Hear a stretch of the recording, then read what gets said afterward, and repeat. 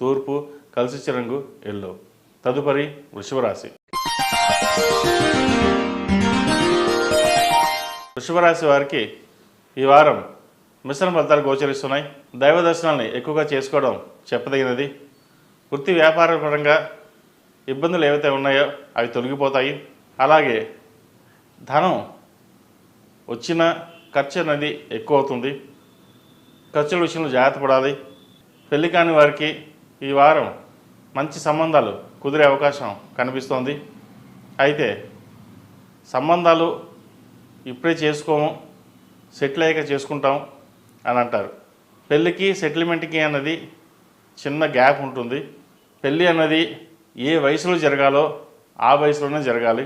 ఎందుకంటే ఇప్పుడు మనకు 10 లక్షల ప్యాకేజ్ వస్తే 15 వచ్చాక చేసుకుందాం, 15 వస్తే 20 వచ్చాక చేసుకుందాం అంటాం. ఆశకి అంతు లేకుండా పోతుంది. కాబట్టి వచ్చిన సంబంధాన్ని కాదనకుండా జాతక పరిశీలన చేసుకుని ముందుకెళ్ళడం చెప్పదగినది. లేకపోతే వివాహం కొంత ఆలస్యమయ్యే అవకాశం కూడా కనిపిస్తోంది. వృత్తి ఉద్యోగాల పరంగా ఈ వారం బాగుంటుంది.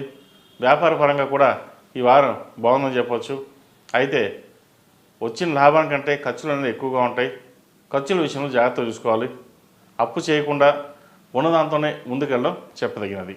ఈ రాశిలో జన్మించిన స్త్రీలకు ఈ వారం బాగుందని చెప్పవచ్చు. వృత్తి ఉద్యోగాల పరంగా వ్యాపార పరంగా లాభసాటిగా ఉంటుంది. వీరికి విదేశీ వ్యవహారాలు అనుకూలిస్తాయి. అలాగే వస్త్ర వ్యాపారస్తులకు, బోటిక్స్కి, జ్యువెలరీస్కి వారికి ఈ వారం బాగుందని చెప్పవచ్చు. అలాగే సినిమా రంగం వారికి, కళారంగం వారికి ఈ వారం మంచి గుర్తింపు లభిస్తుంది. ఏది ఏమైనా సరే వృషభ రాశి వారికి కొంత మిశ్రమ ఫలితాలు కనిపించినా వారం చివరిలో మంచి ఫలితాలు బాగుందని చెప్పవచ్చు. ఈ రాశిలో జన్మించిన విద్యార్థులకు కాలం అనుకూలంగా ఉంది. విదేశీ విద్య కోసం ప్రయత్నిస్తున్న వారికి బాగుంటుందని చెప్పచ్చు. అలాగే పోటీ పరీక్షల కోసం ప్రయత్నిస్తున్న వారికి కష్టపడి చదవాల్సిన పరిస్థితి కనిపిస్తోంది.